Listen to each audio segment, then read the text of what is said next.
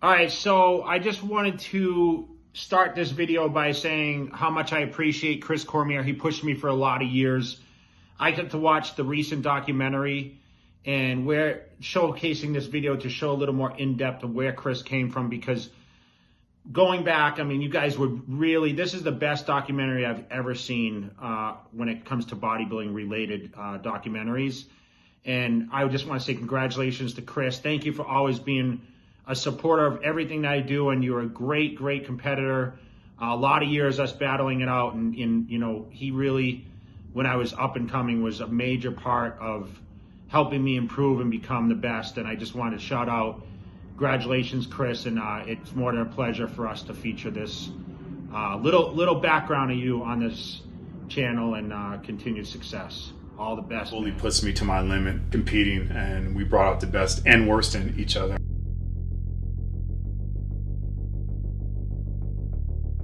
I hate to say it, but if Chris would have spent a little bit more attention to detail, he could have been Mr. Olympia too.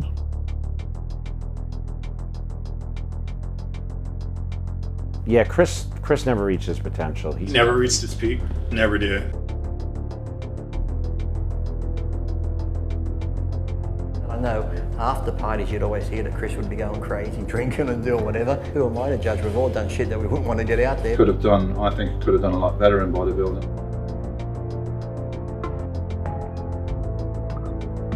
It wasn't what I wanted. I wanted to be that champion. I wanted to be that guy who beat everybody in the world and dominated everybody.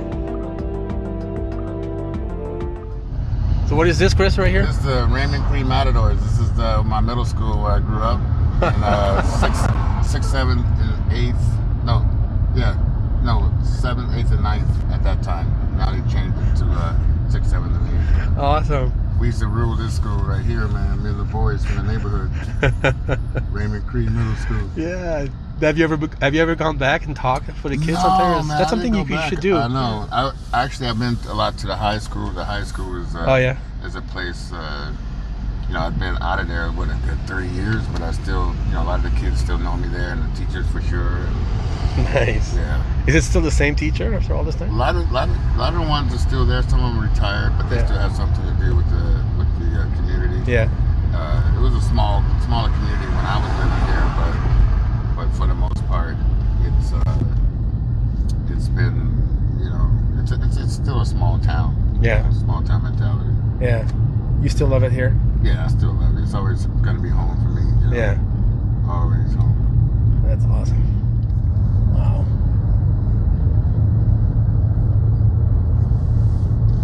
Yeah, man. I know it was great growing up here because it was, but at the time we had like 5 bodybuilders that we all hung out together all the time, and we, you know, we'd train around the same time, go eat and stuff, almost like what we were doing back in Venice, but we were doing this just like 4 or 5 of us. It's a couple girls, couple guys, you know. How many years did you actually train here before you did the move to Venice, like officially? Because I know you used to drive, right? You would take the drive and just go to Venice on the weekends or whatever. So like I started stuff like at the boys club, and where I showed you, or I'm going to show you, my home, in someone's home. Let's say around 11, 12 years old, training. Wow. And then, you know, once I got into high school, you know, I picked up more places to train and more stuff like that, more involvement. But then I didn't leave here until I was around 22 years old, 21. And did you have a job lined up in Venice? Did you find a place over there? No, my mom was my sponsor at the time. Really? She actually financed your career? Wow. She gave me $2,500 a month, every month. Wow. Never failed. I never knew that. She was my first sponsor, man. She believed that, you know, she said, I don't want you to concentrate on what you got to do. Not have to worry about a job money that's gonna keep you know. But even though I still started working at the Roxbury just to be out, get some extra little stuff happening. Yeah. Working at the GNC. I didn't know that either. You worked at GNC? Yeah. You were selling socks? I was selling stuff, clearing those. I was clearing those cabinets out. Boom. Boom. Which so one? Gateway. I worked at the one in the Gateway. This is the street where I grew up on. Got a lot of my scars on my body from this street, and this is my hometown here. So yeah, so the GNC and where was that? Central City, that mall in there by Overland. Okay. And yeah, I worked in that one. Sometimes I go part-time at a different one. But yeah, this is where I grew up here. This is nice. Yeah, so I grew up. Gateway is somewhat notorious area. This is my old house here. This gold one right here with the fence around it. Oh, let me see. That's the house I grew up in. Holy crap, that's awesome. Right here. Didn't look like that exactly, but it was pretty nice when I was there. It's big. Yeah, it's big. And we had a little jacuzzi behind this thing, like it was indoors. How many of you guys did you have? Do you have any brothers and sisters? Yeah, I had my brother. I had like 4 brothers here. Oh wow, big family. But I had to, yeah. So we was all staying here, but this is where I grew up. Man. Wow. The pavement was black, so you see how it's kind of colored different now. Yeah, yeah. It was black when my father made it, had it painted black, and nice. Yeah, my car got shot up right here. Someone shot the house up. Holy. Like drive-by? No, we got in a fight downtown, and then the guy decided to come shoot up my cars in my house. Oh my God! Did your parents freaks? Yeah, it was freaked out. The police came out here. It was like, oh my God! Don't let him get away with it, Chris. I'm like, I'm not gonna let him get away with it. Oh my God! But yeah, this whole place, it was different back then because like a lot of these people moved out or killed or jailed, whatever. But wow. Was it a tough neighborhood? Oh yeah, for sure. All these places was. You could see people. This is where we hung out right here in this corner, right here. I would come hang out here as much as possible. And but all these people, all these places are all my friends' houses that I grew up with. Oh wow. All these houses. We all knew everybody, and everyone was outside all the time. Yeah, not like today. Not like kids today. But but see, like you'll see some people that's not black here. When I grew up, that was not like that. It was all black. Really? Yeah. No white people around? No. Really? No, unless they came in to try to, buy some shit. You'll see like just all kinds of like stuff. You still knew any people? Yeah. So, but a lot of them I don't recognize their face because I've seen so many faces. And this is where I went to. I was like 2 years old going to this. It was like a playground right here. So it was like I was 2 years old and had like a bunch of playgrounds there. Like kids park. Yeah. Yeah. Wow. I started school early. That's why I graduated at 16, but I just started school early. So it's crazy because I'm still messing my pants at that time. So I'm going home in loaner pants and all that shit at the time. With loaner across the butt. But yeah, this is so this park is where we started to train. You would see people lined up all through here, at night and stuff. And also down here, you would see people on the streets just hanging out in the corners and stuff. But this is like if you were, here with me, everything would be fine. But a lot of times it wouldn't be that okay. back in the day. Yeah. But this park right here is this is where I started training. And you see people coming here from all over the neighborhood or whatever. They want to be hanging out in this park right here. Different times of the day, you'll still see people here, from the neighborhood. But so it was a little closet back in the day that we were training in. It was like maybe like a 8x10 looking little place. We had a bench press. We had a little stuff to do curls and stuff. And this is where we were, man. So it was like a community center, Yeah. That's awesome. That's Mr. Jarvis Crawford's office right there. Off today. Okay. And this used to be the weight area. But where's the gym? They got a different weight. Over there. Yeah, they got a different one now. But dang. Okay, this is now early child. I have an early childhood literacy program that's in this area. So was this where you trained? This room right here? Well, at one time they had the weights here, and then they moved them over on the other side where the gym is at. But this used to be. This was it. Weight room, yeah. This was it, and this was like a game room with ping pongs. What else? Pool tables and things like that for the kids. Oh, nice. Okay. Thank you. And Jim Jesse was like, he passed away now, but he used to, his daughters and his whole family was a major family in our area. Yeah. And influenced, you know, change and learning and higher learning and goals for yourself in life. Nice. Once a year, everyone would get together.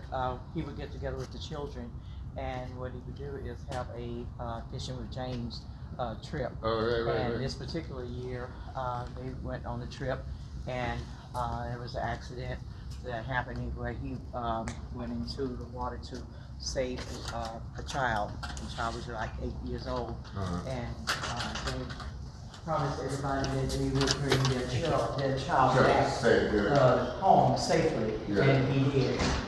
During that time, he lost his life. Oh, man. And that's why this center is also named after him. So this is like where you see a lot of kids on a daily basis playing basketball and stuff in here. And then you see they got like a new weight room now. Oh, nice. This used to be the computer room. Okay. Another one of my classrooms. And we transferred the noisy sections to this area with the weight room. So they started, so you see, this is like the area where I was totally like, maybe like 14, 15. Yeah. Yeah. Was the room much bigger than that? This is the one right here. They changed it, but this was actually the first weight room in here. The closet you're talking about. But this is like, you can see, it's probably like from that wall to here. Wow. This was actually, we had the bench pressing in here, and we had like a little mat thing. The storage. Oh, geez, yes. But this is the actual room right here. Look how. That's Can you turn the small. light? Oh, yeah. Excuse me. This was the actual room I started training. Yeah, you're not lying. This is probably like so 10 by 12 or right here and one right there and dumbbells and stuff all around, but this is where I was this is where I was getting it. You did start in the closet. Yeah, closet, man. Yeah. Then to Gold's Venice. Yeah. When I moved away, then everything changed. Wow. This is my roots right here. That's awesome. Very cool. For sure. Hi, again, Dave Mad Max 6 for JayTV, and I have the great pleasure to have living legend Chris Cormier on Muscle Beach TV. Chris, welcome back to Muscle Beach TV, man. Thank you. It's great to have you here in my hometown, Dave, the North End, Gateway. I am so happy to have you here, and I've been waiting for this, actually, for this interview for a long time. We actually spoke a few weeks back at Gold's, and you were telling me about that new documentary about your life coming out, and it's finally out, and I really wanted to have you on because it's amazing. So you've been doing the rounds already. You've been on RX. You've been doing an interview with Sean Ray, and I'm so glad to have you on JayTV because, first of all, Jay is the one who told me when he watched that DVD, that documentary before I got to watch it. He said it's about a 2-hour documentary, and he watched it from beginning to end, and he said, I have never seen a better documentary than the one about the life of Chris. And he says, you have to watch it right now and let me know what you think after, and you need to have Chris on the channel to talk about it. So here we are, man. How does that make you feel? Oh, that's awesome, man. Like, to have Jay, actually watch it and give us, opinion about it. He was in it also, and I'm happy for his contribution to the, for the cause, and I appreciate that, Jay.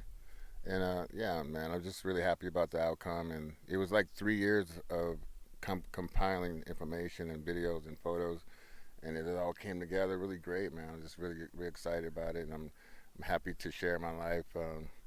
Like I said, I never talked about my life in so detail to anyone ever. Some of these words I never said in my life out loud, but I did, for all you guys to share in.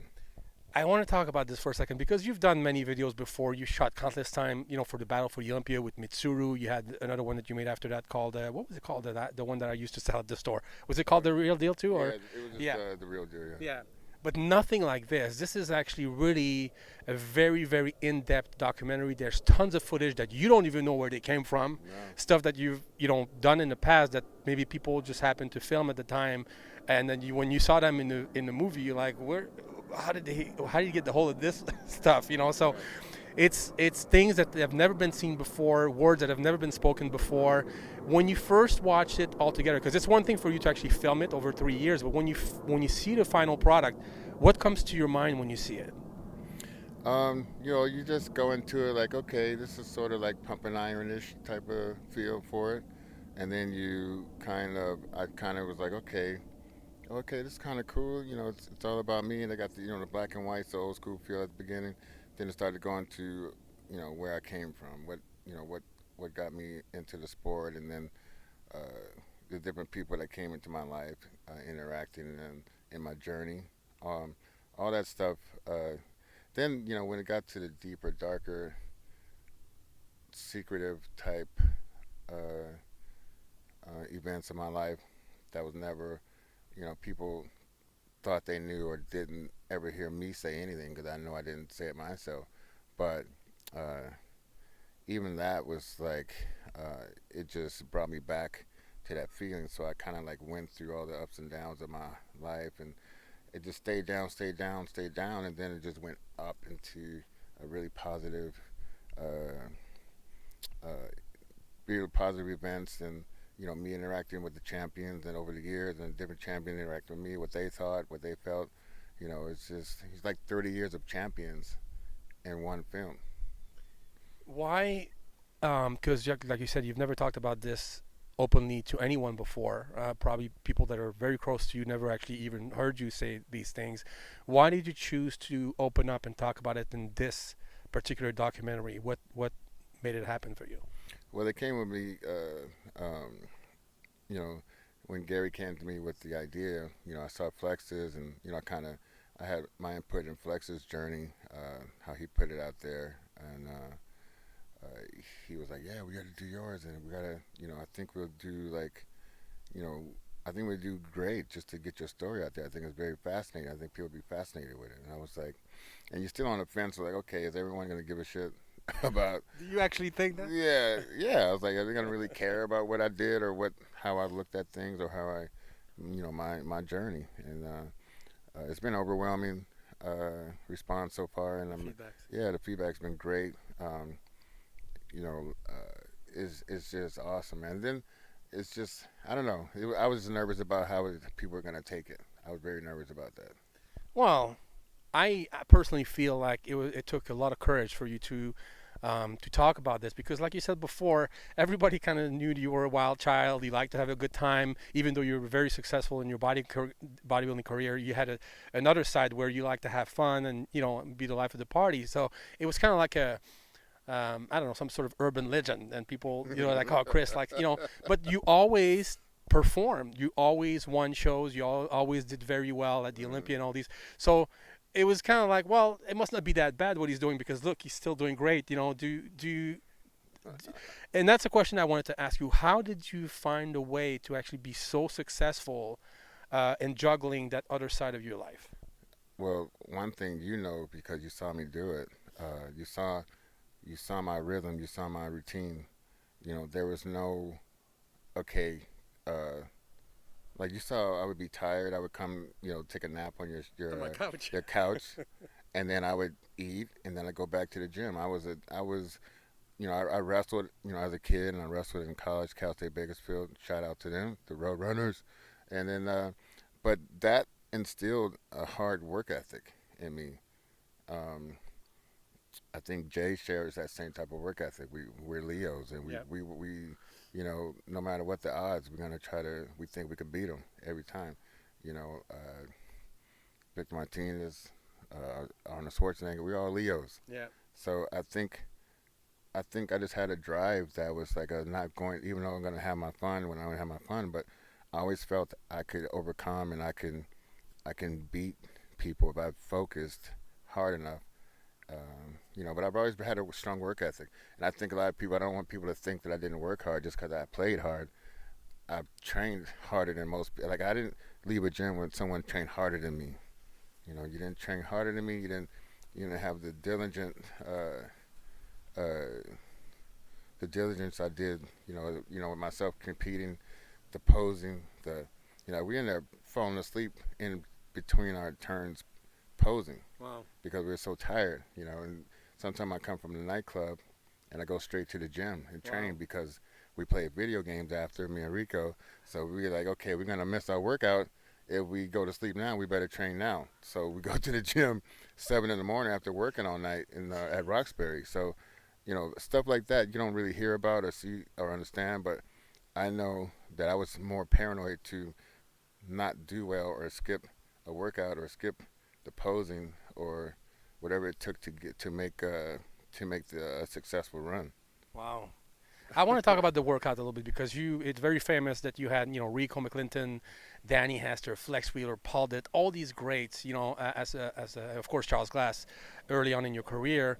And then you later on in your career, you actually trained with Dorian, up in England. And would you say that your training philosophy changed early years versus the later years, like with Dorian, and what you teaching today to young guys like Breon and all stuff? Has it changed the way you train or your philosophy of training? Of course it changed, and everyone's going to change. And I always tell people I understand where your mindset is because I had that same mindset growing up. I just wanted heavy, and you saw me, lifting, crazy heavy stuff. Incline 405. Yeah, 500 on the incline, whatever. It was just like that was a normal thing for me. 200-pound dumbbells was a normal workout. But you see my tree and where I learned from. I spent a lot of personal time with Joe Weider. Just me and him talking bodybuilding or going in the mirror and looking at assessing my physique and showing me why you need to do this and why you need to do that when you hitting your poses and connect here, contract here. I did that with the man himself, Joe Weider. Wow. I did that with Robbie Robinson. Spent a lot of personal time with Robbie Robinson, who spent like many years coaching me, prepping me, getting me ready to be a professional before I was a professional. Gary Stridham, I'm under all those trees of people that who they are, and but understanding what my goal was and what my focus was early on, but my training, even though some people tried to instill in me stuff when I was young, but I wasn't ready to understand what the connection was all about. And I thought I did, but I was like, it was not right. And then as I got older, I'm training with more and more heavy weights. I'm getting under guides of different people. Then Dorian was trying to talk to me when I was around 32 to 35, but I was just too young. I wasn't too young. I was too egotistical to understand what he was trying to teach me. What do you mean? I was just, I was doing things with the weights, and he's telling me what I'm doing wrong with the weights. I'm swinging the weights crazily, using momentum too much. Yeah. And I was like, no, I'm not using momentum too much. And he was like, I just thought my ego wouldn't allow me to just say, hey, no, I'm not right. Yeah, I'm not right. Yeah, I'm doing 100% right. Yeah. And, I feel it. I'm pumped. So what are you talking about? And the results speaks for themselves. Yeah, but that's what I'm saying. I just should have been better if I could have just honed into when understanding what this person was trying to tell me, because he's a special person. Yes, he is. I'm a special person in my own right, but you need to drop your ego. People talk it, but they don't actually do it. You got to leave your ego at the door and understand that there's someone before you that knows exactly what your path should be and what it should be to be the best you can be. And I was just not in the right frame of mind to accept that. And then when I did, people like Jim Mannion, he had a big influence in my life, my career. Spent a lot of personal time the Silver Fox, Yeah, Peter. Peter, I've talked to these people on a normal daily basis. Like Peter, I call Peter 4 o'clock, 6 o'clock, 7 o'clock in the morning, many times. You can ask him. He picks up the phone. Yeah, and I'm right in the middle of a party, and we've been partying for days, and I'm calling Peter, and Peter's like, Chris, he was just like, but he answered the phone every time, and he talked to me throughout the length of the time every time. They're like, okay, I'll see you later. But I talked to Peter so much throughout my career, and he's like, he knew I'd come to Weeder's office. I spent a lot of time at the Weeder's office, And those were the days, man. Yeah, it was awesome. But all these people, I just want to thank all these people that had a big influence on my life and my career. Chris, how does that feel to you when people say Chris is one of the most unrealized full potential out of anybody out there? You did great. You had a great career. But like you said, you could have been even better. You could have won the Arnold. You could have won the Olympia. How does that make you feel? Do you have any regrets? Does it piss you off a little bit, or you just kind of take it as it goes? No, I wanted it. That's what I wanted. That's why I moved to Venice. So when I left this area and moved to Venice, my mom said, hey, you need to go where you are going to be that person. You need to go and be around those people and do what they're doing, And so once I left, that was, I was hell-bent on making her proud, my family proud, my friends. That was all behind me from day one.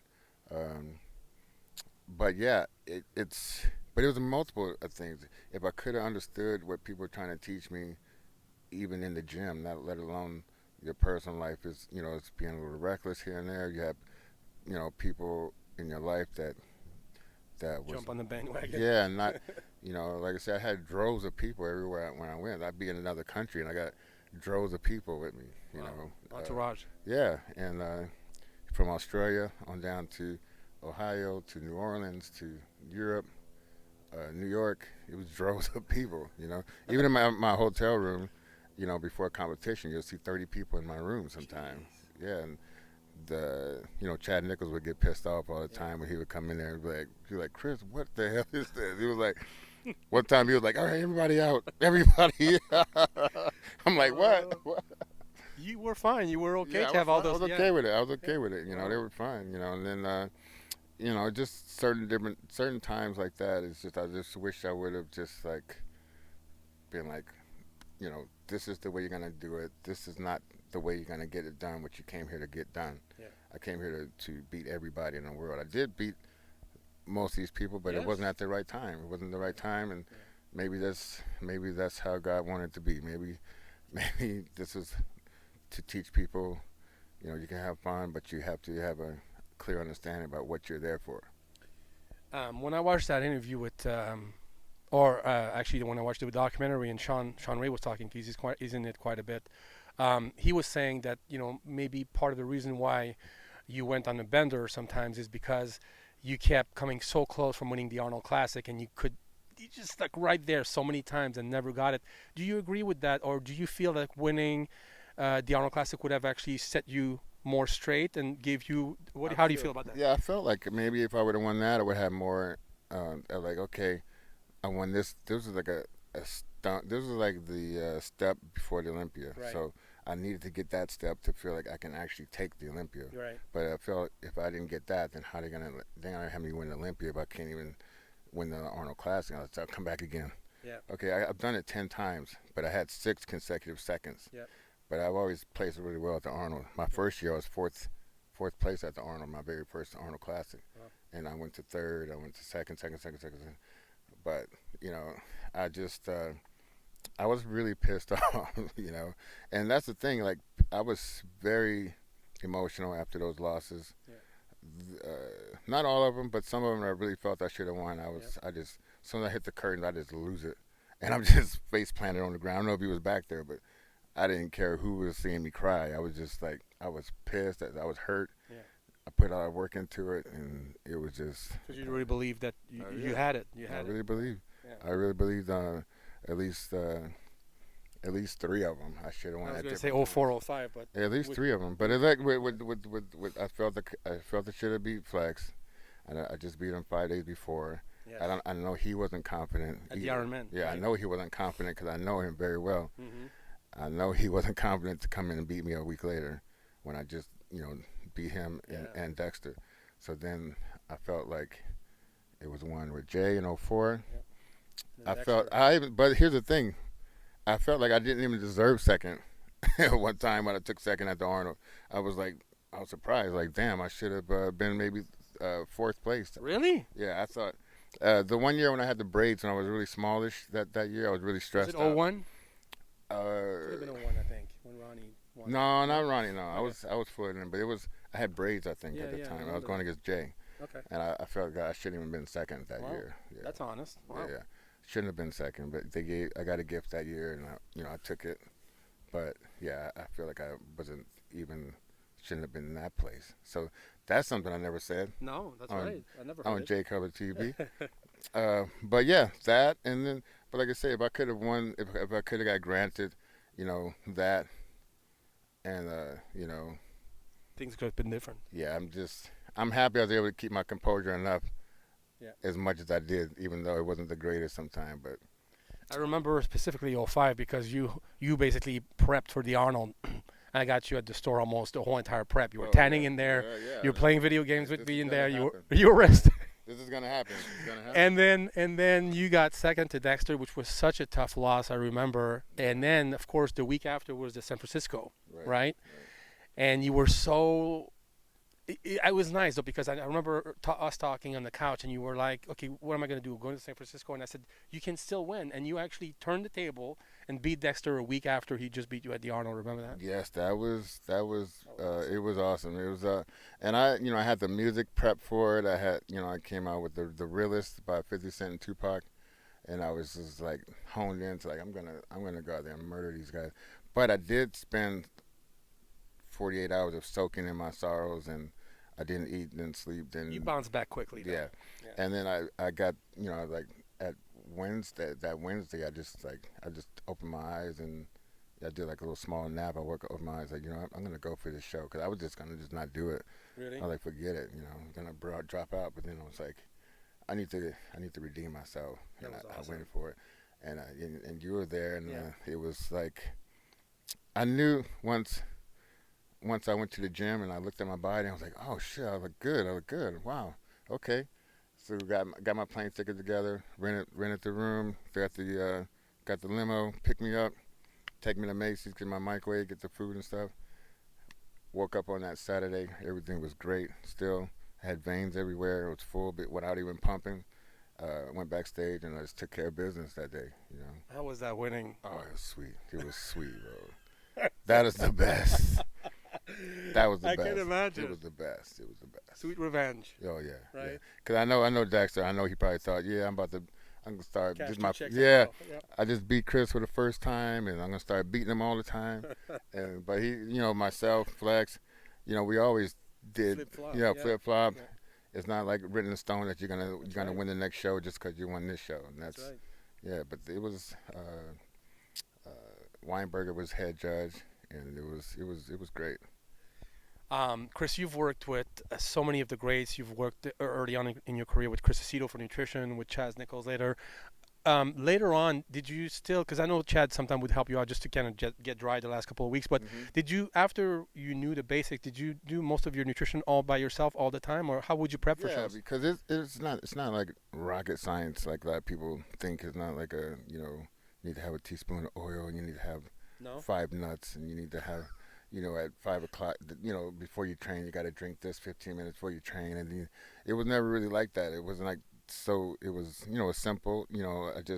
I'm looking in the mirror, I just get in shape, and I say, hey, I'm 2 weeks out.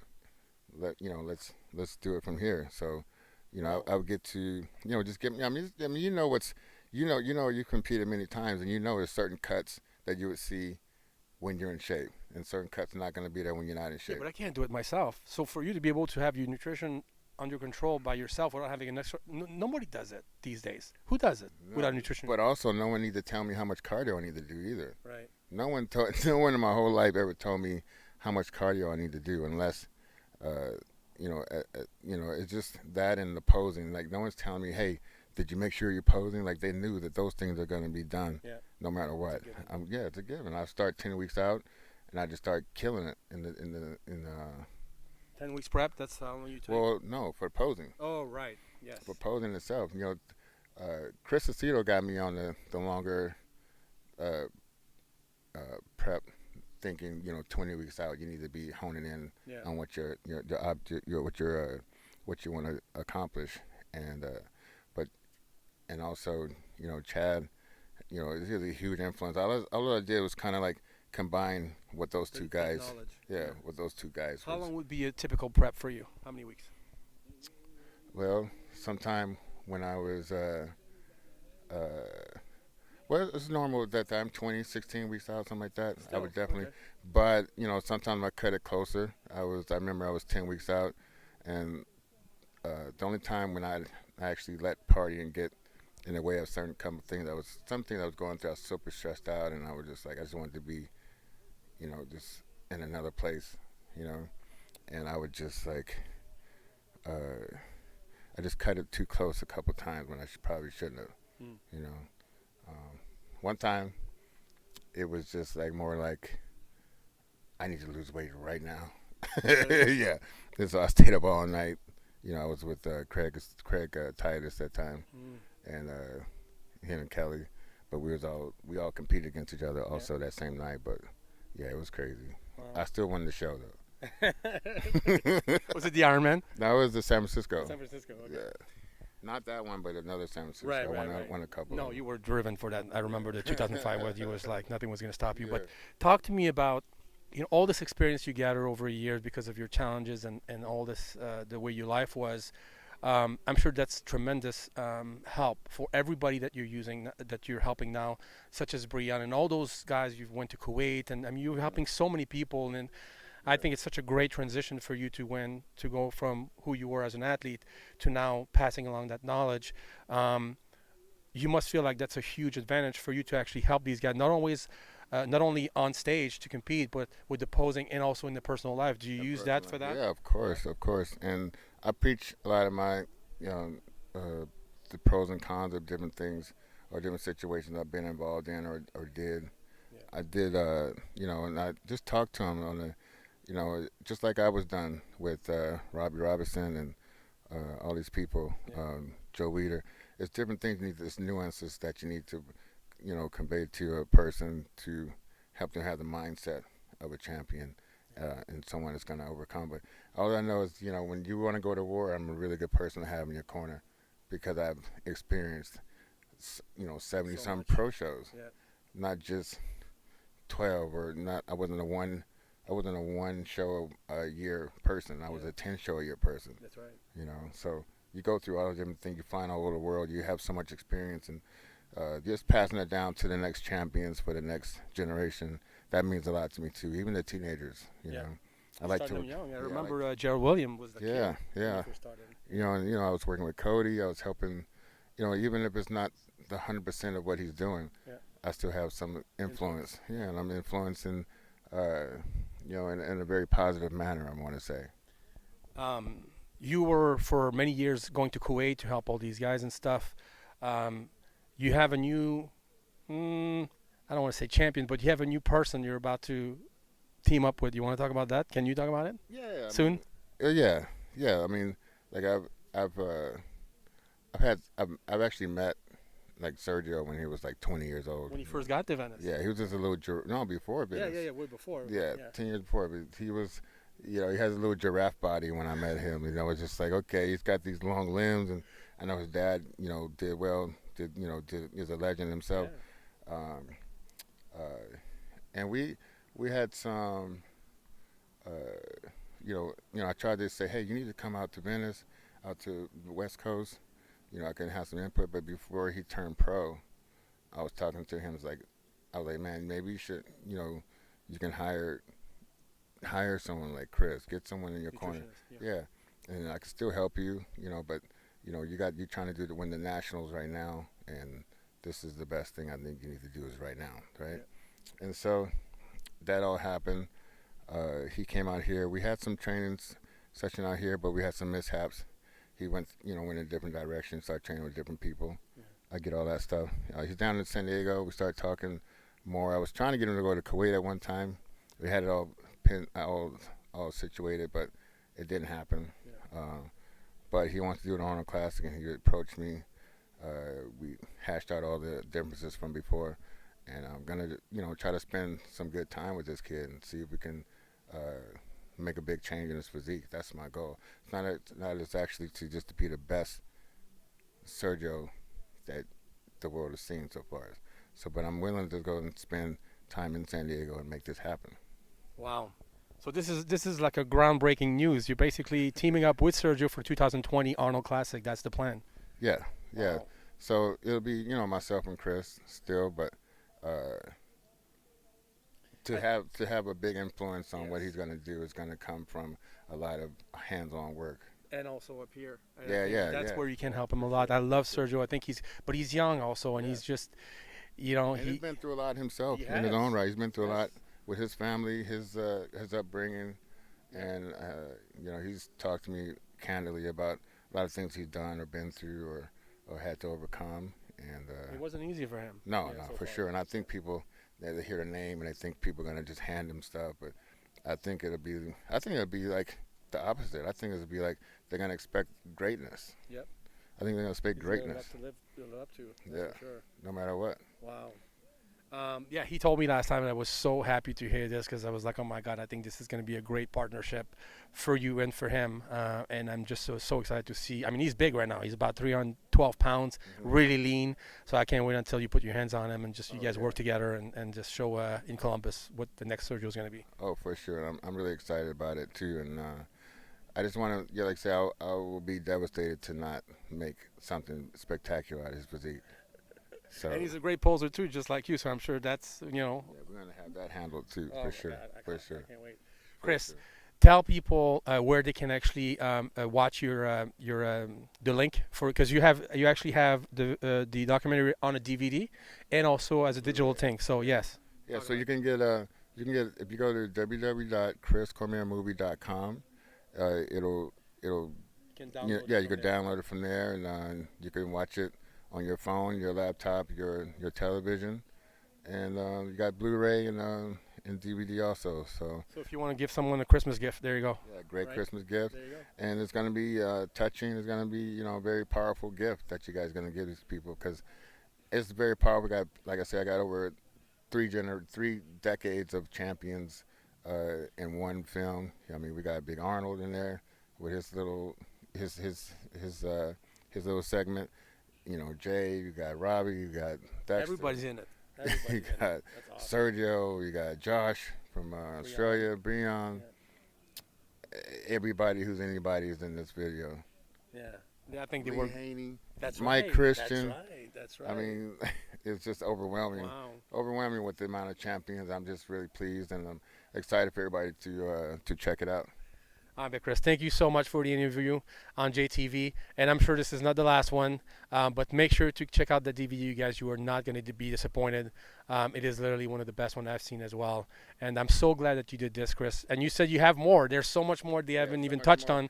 You could possibly have the sequel, right? So much more information and videos and people that wasn't even, stories that wasn't in this video, but there's a lot more videos I know that's out there. It would take some time to compile it, but this, like I said, it's been a work of 3 years so far, and man, I think yes, definitely. This is Dave Mad Max 6 for JayTV with the real deal Chris Cormier, and we're out.